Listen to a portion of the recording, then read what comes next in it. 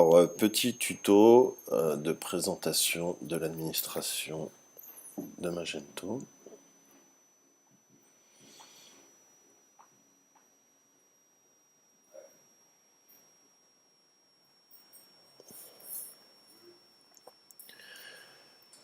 Donc on arrive sur le tableau de bord qui en fait est un petit récapitulatif des statistiques du site.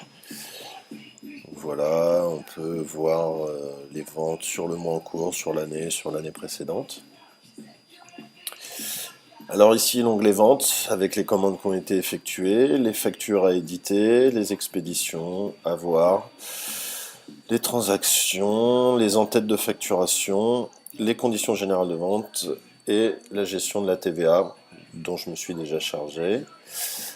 Alors ici c'est pour tout ce qui est produit, gestion des catégories, gestion des fichiers attachés pour les gabarits et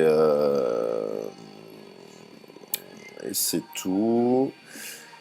Alors mobile, ça ne nous concerne pas. Ça, c'est les clients, donc pour les gérer les clients, voir les clients, exporter la liste des clients au vu d'envoi de newsletter, par exemple.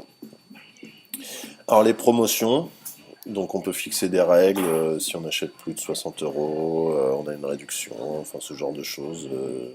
Tout est paramétrable. Alors l'onglet newsletter, bon c'est pas top chez Magento l'envoi de newsletter. J'aurais plutôt tendance à dire d'utiliser Mailchimp ou YMLP pour gérer ça.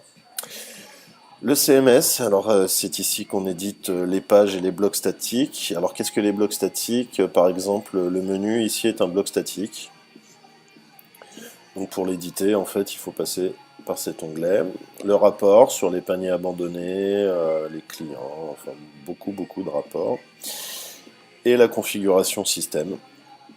Donc à livraison des tutos, je vais vous envoyer vos codes. Il faudra modifier mon compte. Alors ça, c'est mieux de le faire une fois que j'aurai fini de bosser dessus. Et sinon, dans configuration, il y aura quelques petites choses qu'il faudra adapter.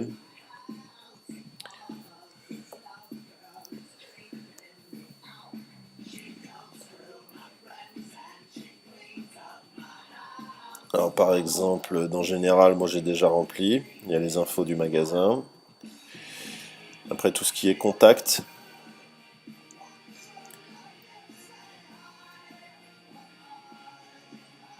Ah oui, non, c'est là.